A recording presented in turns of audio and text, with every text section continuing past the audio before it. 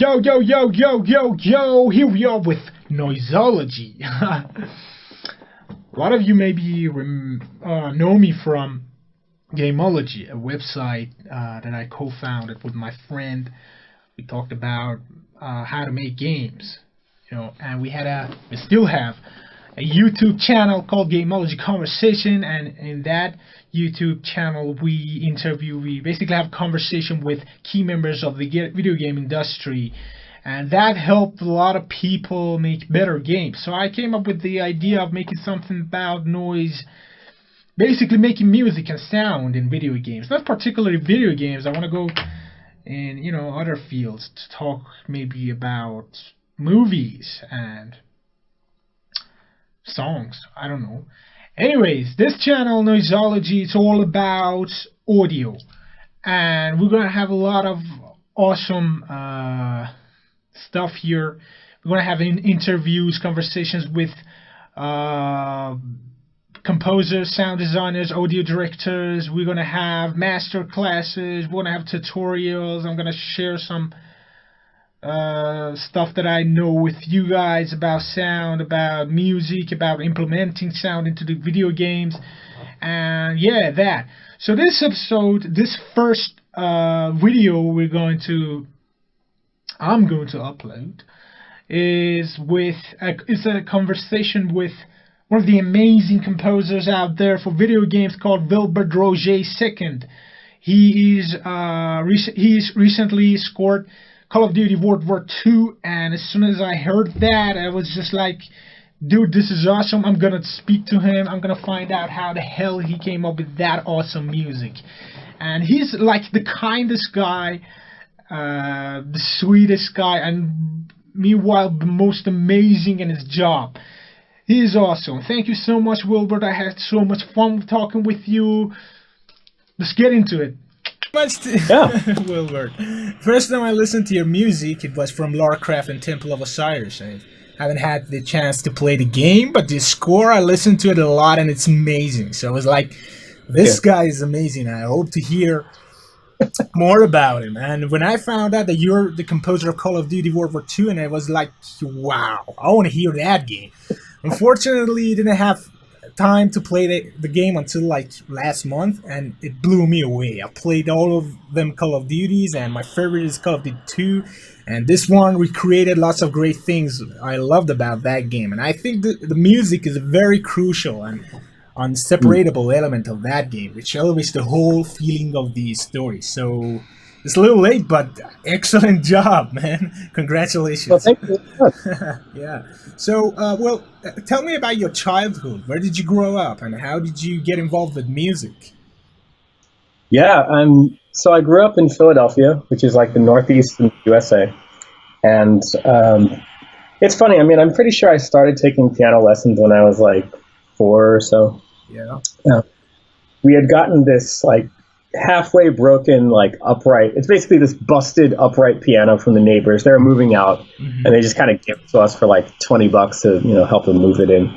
And I think that maybe my like older sister was taking lessons or something. Yeah, was taking lessons first, and so my parents just kind of lied about my age. They're like, "Oh yeah, he's 5 or 6 or whatever. Just take him," because I was just I'm pretty sure I was an annoying kid, and they just needed any excuse to get rid of me. But yeah, I mean, I took some early lessons, but almost like before I even took lessons, I was just kind of improvising. I was just playing stuff. Wow. I even knew what I was doing, and just kind of putting notes together and melodies together and chords and whatnot. Even when I was like 4 years old. And I had a couple different piano teachers, and eventually in grade school. Mm-hmm. Wonderful music teachers there. I still remember, Mrs. Brad. She's still she's probably retired by now, but like she introduced us to world music back in I think 6th and 7th grade. Wow. And that was hugely influential. I believe she's of like Israeli heritage, and so she introduced us to a lot of traditional Hebrew songs. And then after that, concurrently even. This TV show called Xena the Warrior Princess came on, and what's funny is that Xena it's a silly action show, Lucy Lawless and Right. whatever. But Loduka's score for it incorporated a lot of Slavic influence, a lot of East European music of the Balkans, but infused with the symphony orchestra. And that was hugely influential on me. I mean, just that sound, I'd never heard anything like it before. So how old were you? At this point, I was like middle school, early high school. But I just loved that sound. And then around that same time is when I first got into video games. Yeah. We didn't really, I didn't have any kind of systems or anything growing up. So my first game system was the PlayStation 1. Yeah. And I was really intrigued by, you can kind of see over to the side. See the Final Fantasy. Yeah, you probably can't make it out, but I've got some figurines in the back over there too.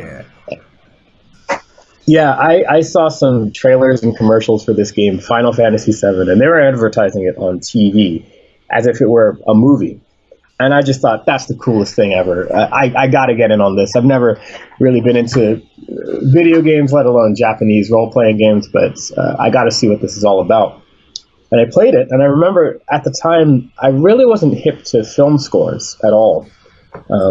But, there was something about this music that was so inviting, and it was so simple, but it just carried all the emotion, and I just loved it. And so what really got me started was, at that point, I started joining all of these like video game music communities, like bgmusic.com, and I started doing a lot of transcriptions of game music. Like this is like 99,000. This is long before MP3s and YouTube or anything like that.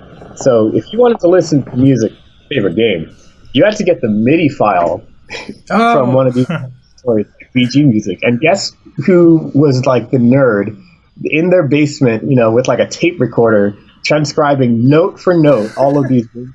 I was one of those nerds. And like the funny thing is that honestly, that was the best training that there was. Transcribing game music taught me how melodies were put together. It taught me a lot about harmony, form, and not so much production, because obviously it's just general MIDI, but it was really informative. And then finally, after a little while, I started writing my own original game music, and I found different mod projects like all around the internet and stuff.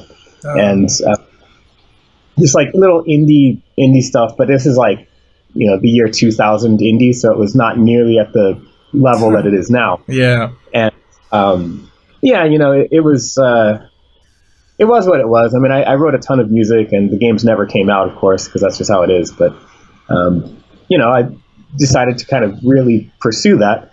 All throughout college, I kept scoring indie games, and eventually started doing some film as well.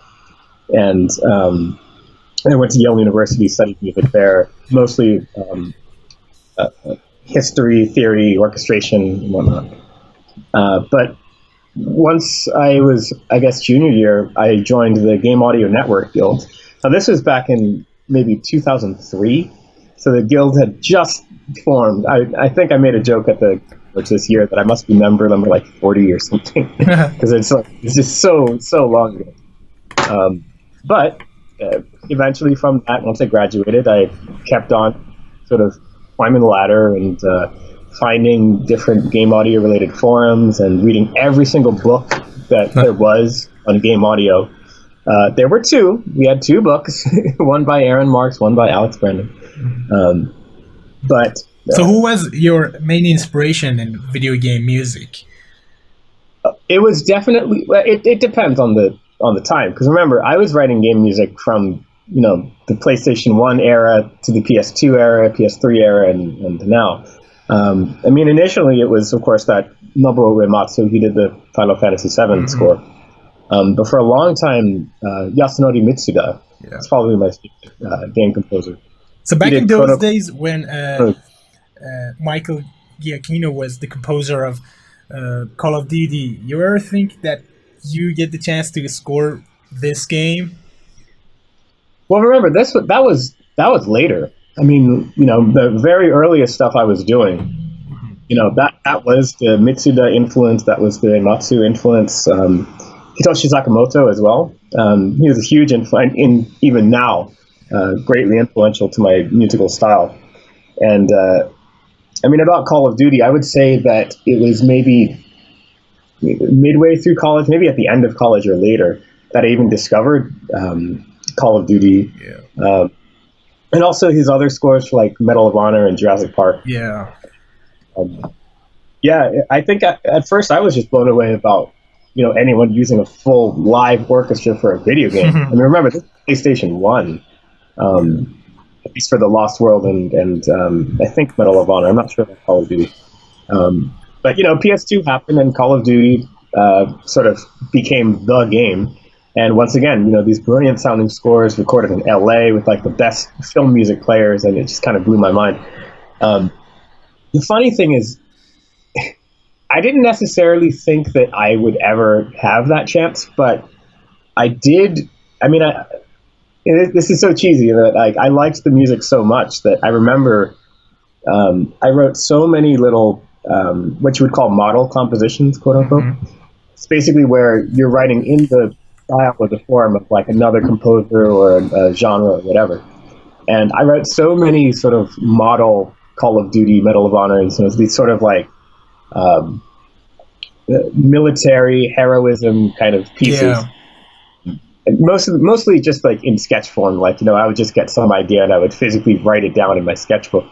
But it's so strange. Like the Star Wars First Assault score that I wrote, that's the final thing I worked on at LucasArts. Yeah. That was based on one of these model compositions. Mm-hmm. Like that was based off of a little sketch I wrote, like just in case I ever get hired for a Call of Duty game. So you can imagine how weird it was. Like, I get the call, as it were, about like, hey, yeah, we are eventually just going to hire you straight on, come down and meet us and whatever. And then I have years and years worth of sketches of like where to start. Like, oh yeah, well, here's this, and then it gets more like this, then you can do this, and then this and this. And it was all wrong. Every single thing, every single one of the things that I wrote was completely not applicable to what we were trying to do. But it was good to, I always say it's great to get your bad ideas just out of the way. That's why I sketch so much. Like just immediately jot down the stereotypical, the dumb answer. Just write that down, get it out of the way, develop it a little bit, but mostly just get it in and out of your head as quickly as possible, even if you know for a fact that you're not going to do anything like that. Because then later on, inevitably a much better idea will come along and you'll have a good basis to know what works and what doesn't. Yeah. So looking at your resume, I see a very interesting path leading to one of the biggest video games franchises of all the time, Call of Duty. And many people ask me how I got my first gig, how I managed to make a living of making music and sound. And I think it'll be very informative for people to know your suggestions of getting the first big gig. What was your first big gig, and what do you suggest to the other people? It's funny. This same advice was given to me ages ago, and I'll give the same advice now, but I didn't believe it then, and I don't expect anyone to believe it now, so I don't know why I'm going to bother, but I'll just say it. There really is no such thing as like the big break. That's just kind of an illusion. What really happens is you just slowly build up projects that people care about a little more. No one really, with extraordinarily rare exception, nobody really has like a big break like that. The reason, for example, the reason that I was even considered for this was that I wrote the Lara Croft score, and the audio director had played that game, which is rare, by the way. Not a lot of people played that game, but he has kids, and so I guess he wanted something to co-op with, and apparently he noticed the music, and I had contacted him through an ex-coworker who had introduced me to Don Vecca, who no longer was the audio director of Sledgehammer, but he referred me over to Dave Swenson, his current one. And I guess at that point he was just like, yeah, I liked this other score, so we should definitely talk. And then it kind of went from there. And then you're asking, okay, well, how did you get on all this Lara Croft thing? And then the answer to that was because I was with their audio director, Alex Vilman, and he, we were just GDC buddies. Like we'd met up at different local San Francisco game development meetups and stuff. And I remember at one point we actually had a very informal, coffee chat about music implementation. I think he was working on the Tomb Raider reboot at the time. Yeah. And he was trying to figure out, okay, how do we do a level with no music? How do we ramp down and have a musicless level that still feels satisfying? I gave my advice on that. That maybe that led to him sort of trusting me more as a composer, maybe not, who knows. But either way, it sort of led him to see me as not just a guy writing music, but also someone who really cares about the implementation. Yeah. Which is my job. Well, implementing. But yeah, then you'll ask, LucasArts gig, how did I get that? And then that is, I was friends with Damien Kaspauer, and he recommended me to the gig, and I met their music supervisor at GDC, and we had a nice chat. Neither of us at the time knew that this job would open, but he just remembered, oh yeah, I met this one guy, we're both from Philadelphia, and so it's like, yeah, screw it, let's just interview him and see what happens. So it all went from there. Yeah, great. So in the past, I would ask God for more projects for me to work on, and now I'm asking for more time to work on those. When you're facing lots of projects, how do you choose which one to accept and which one to let go? And what's your opinion about that? Oh, apparently I say yes to everything, man. I'll do commercials for Coke and Pepsi. I have no scruples whatsoever. No, I mean, some people have a whole rubric. Some people will say oh yes, make sure that the money is good and it's good for your career, and also it's stimulating or whatever. But I mean, I'm in a position now where I'm not going to say money is no object, but I'm doing okay, so that I'm not going to nickel and dime people. I'm just going to charge a fair rate, and that's really all I need to do.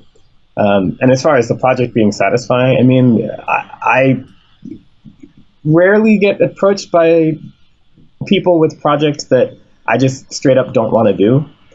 But that's because it's not even if you've done, here's Call of Duty was the top selling game of the year, by far.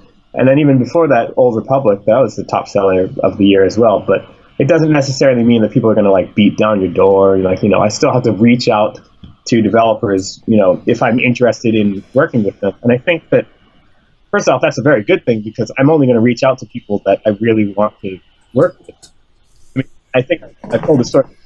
The only reason why I talked to the Sledgehammer film, that they just did Advanced Warfare.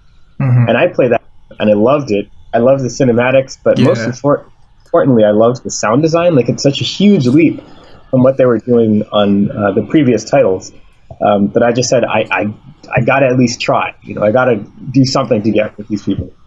And, ever since then, every game that I've gone and asked, hey, I would love to work with you, it's been because it's a game that I'm really passionate about. It's a company that I have a lot of respect for. And when people come to me, it's usually people that I know already. And I tend to only hang out with people that I have a lot of respect for. So there's always, I've never had a situation where I was really just doing a gig just for the money. Mm-hmm. Yeah, great. So you mostly do it for the passion, right? It's more of that, you know what, I can answer this visually. Most of the reason why I'll take on a new gig is because there's something that I can learn from it. There's something that I can do that's new or different or interesting to me in some way. Recently, I've gotten into synthesis, as you can see. Yeah, I was going to ask you about that. Yeah, I've never done anything with hardware synthesizer before. And I just, maybe last year, I guess when I was studying, before every gig, I always do a lot of studying. And none of us knew what kind of sound we wanted for Call of Duty, and I knew that synthesis was kind of a weak point. So I spent that, almost half a year just studying synthesis hardcore, mostly in software. And once I'd finished the project, I just said, okay, well, I have some, a healthy amount of money. Why don't I try buying, some hardware synthesis? Because like I've heard some stuff that my friends have done, and it just sounds so big and lush and interesting. And it's like, I don't think I can really get that sound with software. Let me try the hardware. So the first thing I got was this Moog here. Oh, it's like my a Moog. God, that's beautiful. Yeah, I love this machine. It's probably still my favorite. And after that, I got Korg Minilogue, which is pretty cool because it's like polyphonic. I have these things, which are amazing. It looks like a little toy. It's got like the biggest freaking sound you'll ever hear. It's unbelievable. And recently, I just got the Arturia Mini Brute 2. Wow. Which is like the first semi-modular synth I have. Yeah. So yeah, we have a nice little club here in Seattle of like a bunch of synth heads that we talk about gear and stuff, and so that's become my passion. But like, whenever I start a gig, I try to say like, okay, well, what can I do differently here that I haven't really done before, and what can I examine? I ask like, okay, well, this year, what do I want to focus on? This year, obviously, the answer is hardware synthesis, but some years it's melody. Some years it's working with world instruments, and I try to just whatever that sort of extra musical thing that I want to focus on, I try to bring that into whatever project that I'm working on for that year. Yeah, exactly. So I stay passionate about every project.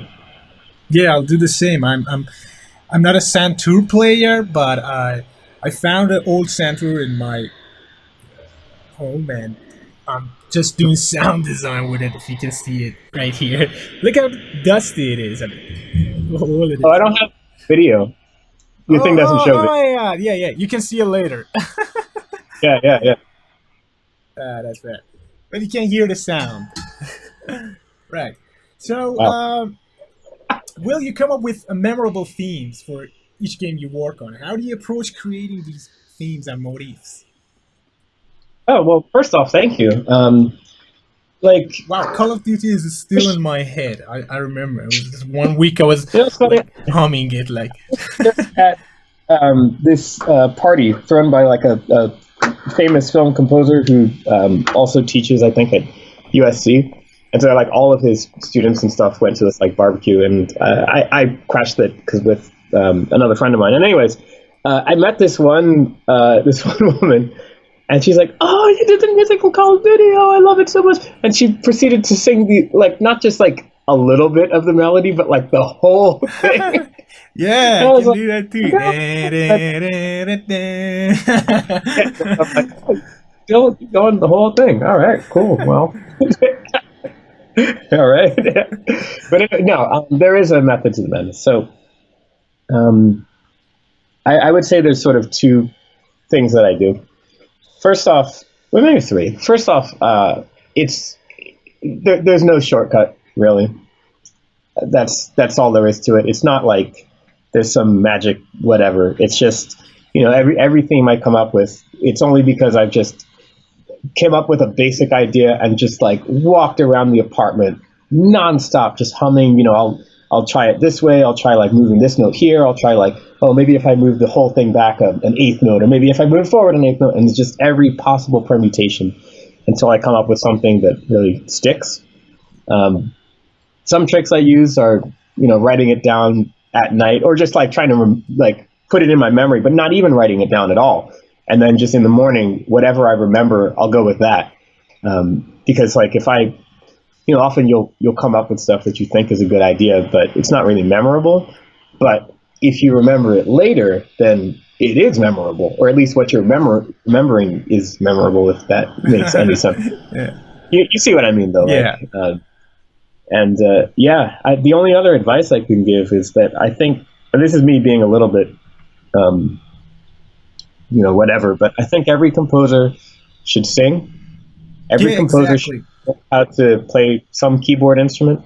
Every composer should learn how to play the guitar.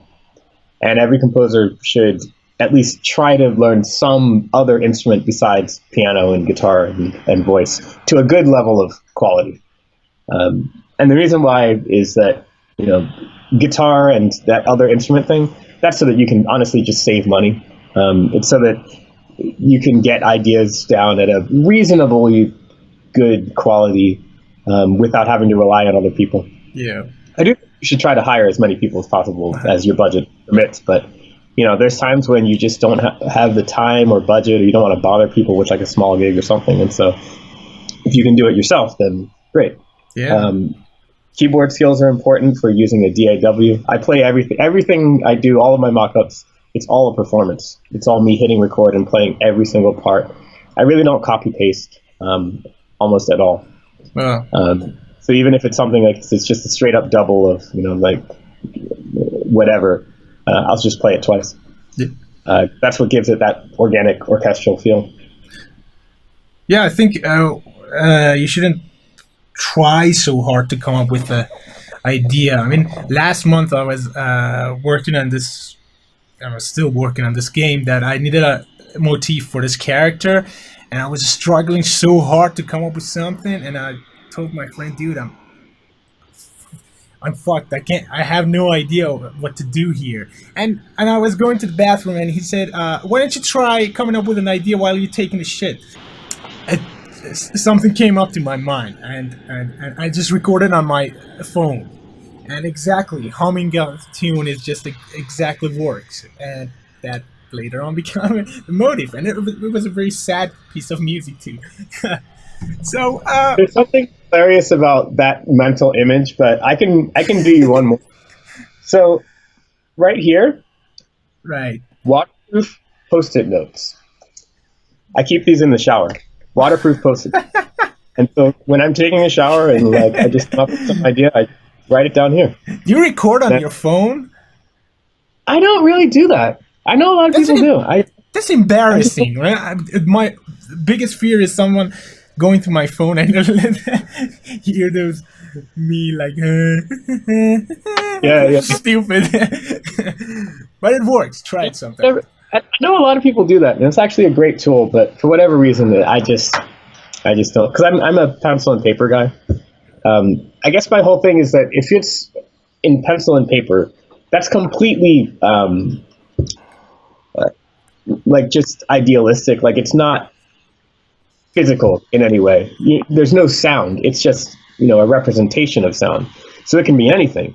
And you're just letting your brain just do whatever. You're freely creative because it's just representative. There's no actual sound with it. Whereas if I were to sing into it, or if I were to do a piano sketch or some silly thing in MIDI or whatever, then suddenly you're locked into sound. Yeah. And that's just how I work. It's different for everyone. Yeah.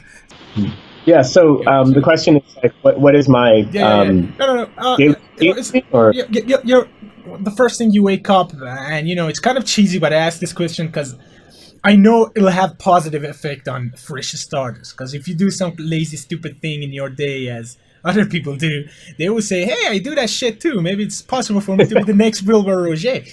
It kind of brings you down to the balanced level when you're just not an idol, but a normal human being. Because seriously, you are an idol for me, really.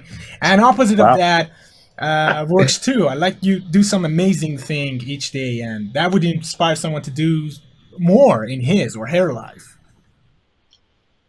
Well, be prepared to be disappointed. Because so first off, I keep stupid hours, honestly, just ridiculous. So usually I'll wake up at anywhere from 10 to noon. Dude, I know how busy you are. Well, there's a reason for it. I mean, I just can't stand how much noise there is. I just can't handle it. I'll wake up and I expect a million people to be emailing me and trying to call me and texting me and Facebook and all this crap. I can't stand it. But I just get that out of the way and I'm honestly, if I could wake up at 2 p.m. I would be happy. But then people would start to get a little pissed off. They're like, "Oh, you're not getting back." So yeah, but I can't stand that. So I'm just all right, I'm not doing anything creative, clearly, because all of these these people are just going to be bothering me and interrupting me and this is the most important thing ever, and it's clearly not. in their world. I have sort of just these golden hours, these moments where it's like I'm laser focused on work, and it can only last for about 3-4 hours at a time at most, if it's compositional.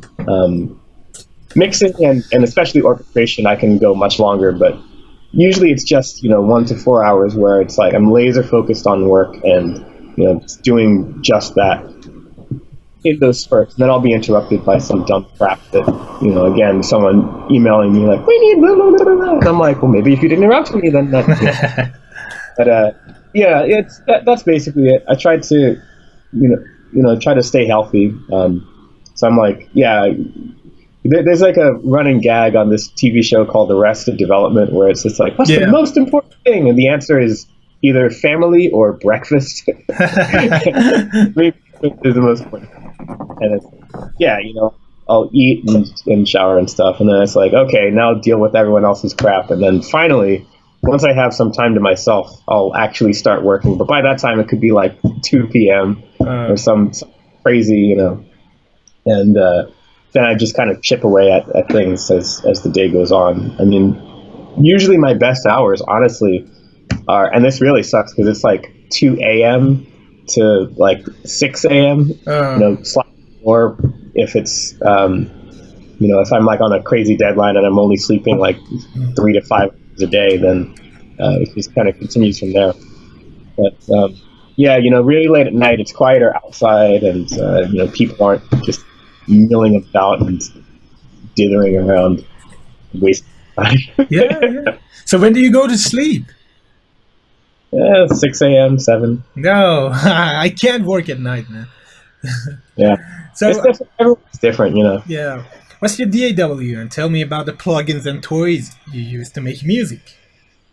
Yeah, I use Reaper. That is strange.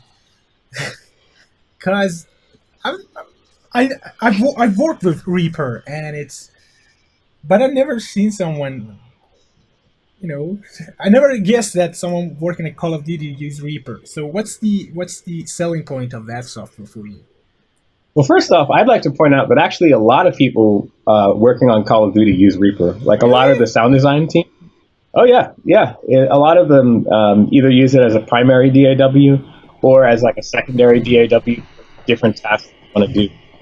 They have Pro Tools and whatnot. But like I know like some of the Sledgehammer guys do, and the Raven folks as well. So it's very popular among sound designers actually. I use Ableton Live for sound design. I'm sorry, one more time? I use Ableton Live for sound design. Oh, yeah, a lot of people use Ableton as well for sound design. This one, very talented sound designer in Austin, Texas, Matt Pearsall, is a huge Ableton Live user, and he's doing all kinds of sound design for lots of different games. It's a great tool. Yeah. But yeah, I'll use Reaper. Reaper's great for its like mixing capabilities. It's very CPU. Yeah, exactly. It's a very stable DAW. I did the entire Call of Duty soundtrack in one file. It's like 5 hours long or something. Really? Yeah, on a PC from the year 2011. Wow. With only 24 gigs of RAM or something like that. Call of Duty is a smaller compared to previous ones. It doesn't sound like that big, but unless I'm wrong. No, you're absolutely right. I purposefully didn't want to write like big epic music since it's all about the characters. Yeah, exactly. So, instead of doing a lot with like synthesizers and really big epic trailery drums and stuff, I used a lot of string quartet and like solo strings. And there's a lot of sound design, but it's very kind of delicate sound design. It's a technique that it's called musique concrète, which means like you're using actual sounds as musical elements. So I hit up the audio director and I was like, hey Dave, can you send me just some like vehicle sounds and tank sounds and like whatever train sounds? And he's like, yeah, sure. And then he gives me like 2 gigabytes of just all these sound effects from the game. And I was like, great. And so I incorporated a lot of it as the percussion of the score. So it's not a traditional orchestral percussion percussion section, but instead it's a lot of different sound design that I created from authentic World War II tanks and vehicles, artillery, and that kind of thing. Yeah, this soundtrack is more about. It's not about the big war. It's about the big people who fight it, and exactly Yeah. the soundtrack delivers that. So, do you play games? What was the last video game you played? Oh, I'm playing through God of War now. It's Yeah, pretty finish amazing. that game. Yeah, amazing. Yeah, that and Horizon Zero Dawn, Yeah, which is also amazing, but like it sucks. Like I started playing Horizon like way late, and then God of War came out, so it's like no time.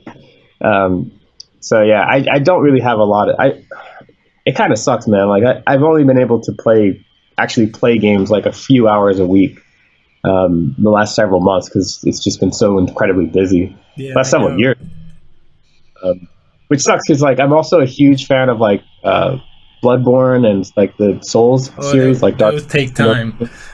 Yeah, they do. They take all your Yeah. and length. So yeah. So, what are you listening these days? I'm digging the new WWII album. I don't know if you're aware of it or not. Their new album called "The Faster I Call, The Louder It Runs" just been released, and it's fantastic. Okay. Yeah, I haven't heard of it. What are you listening? Well, I think the last couple albums I've bought were all Seattle grunge music. I just really got into grunge music. I don't know why. And yeah, it's weird, but like like Pearl Jam, Alice in Chains, Soundgarden. I missed that like back in the day. So I wasn't really listening to much in the way of like rock music or popular music as a kid when this music was actually Yeah, like, I know. when relevant. But it actually was a huge influence on the Call of Duty music, believe it or not, especially Soundgarden. Just the way that harmony works in a lot of Chris Cornell's music is actually quite similar to how harmony works in my Call of Duty score.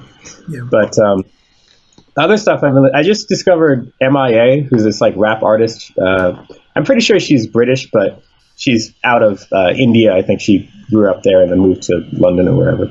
But I absolutely love her music. She's got some really, really cool production and a great message in almost all of her pieces. What else? I'm also into Erykah Badu. I've just always been, a big fan.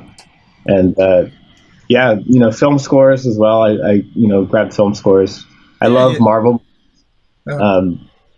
So like, so you listen to just film score. Some people say it's not, healthy to listen to film score when you're a film composer or video game composer, but I think that's wrong. You got to know what's going on in the world. Yeah, and also, who cares? If you like it, then you like it. Yeah, I fucking love it. I understand why people say that. Like whenever you see these interviews with, I think it was like John Powell and Hans Zimmer and all these like huge names. The interviewee said like, "So, do you ever listen to film music?" And they're like, "Hell no!" Yeah, exactly. I mean, if they're scoring films every single day, and they're constantly here, whatever, then it's like, yeah, sure, I understand. But there's some really cool stuff out there. Unfortunately, the late Johan Johansson, I think, had some amazing scores, like Sicario. I love what he did a lot. Sicario was actually another big influence on Call of Duty. Doesn't sound anything like it, but it was the mood and the vibe, especially in how he used very subtle electronics. And there's good stuff everywhere. I'm not going to just limit myself. I used to listen to a lot of Japanese anime scores. Yoko Kanno is probably still my favorite composer of all time. You scored any Japanese game? No, not really. I mean, I did a little bit. Amazing if you do that. Yeah, I did a little bit of orchestration on Soul Calibur 5, I want to say, but not too much. We'll see. I'm not. I would love to. There's certain Japanese franchises that I would love to work on. So we'll see what happens in the future. I'm not going to close myself off to it. Yeah. Wow, it's going to be amazing if you work on the next Final Fantasy. That would just be creepy. It's like, So, dude, this new game you're working on, a new Distant Light. It's just fucking Oh, cool. yeah. I love this crazy game. How fun is it to work on such a crazy project? It's fun. It's really hard. Like just writing a single piece of action music for that game can take weeks, whereas in other titles, um, it just takes how long they give me, which sometimes is like one day, and then it's like we need our action music tomorrow, and it's it is what it is. But with what's nice is that I've been given like a pretty healthy amount of time to score the game, and normally when I start a project, they're like, okay, well, make it sound like this game or like this Hans Zimmer score or whatever, and it's like, okay, cool. With all the reference music that Jeff, the project lead, gave me, it's all 20th century art music. It's all John Adams, Bartok, WWII, which is this Finnish composer. All of this very demanding and challenging, but very interesting music. And then to that, I added a lot of early Jerry Goldsmith stuff, like Planet of the Apes.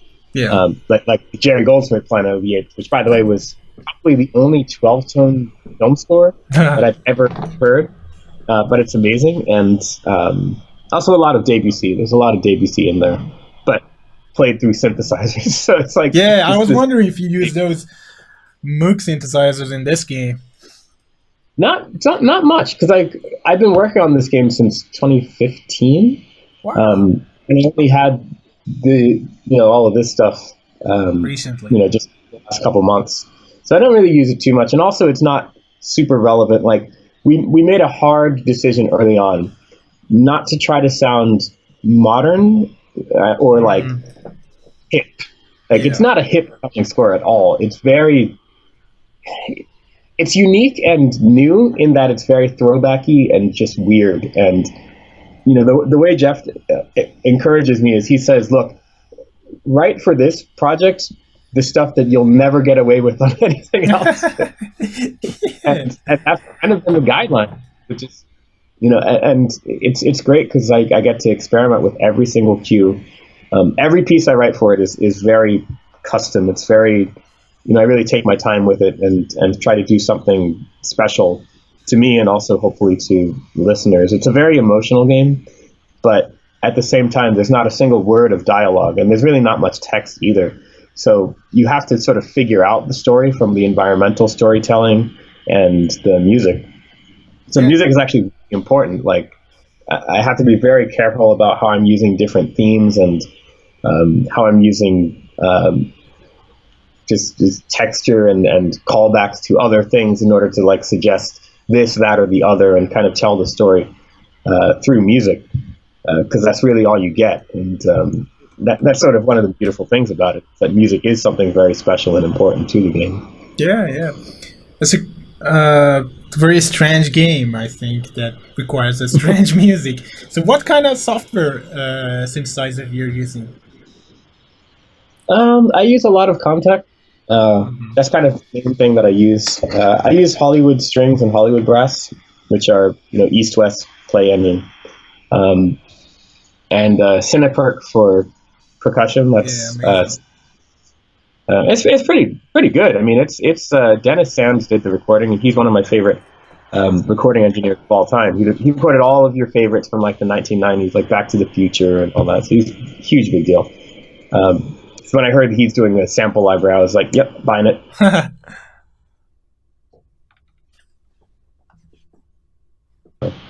For a new, it's mostly Silent One, which is this interesting... Yeah.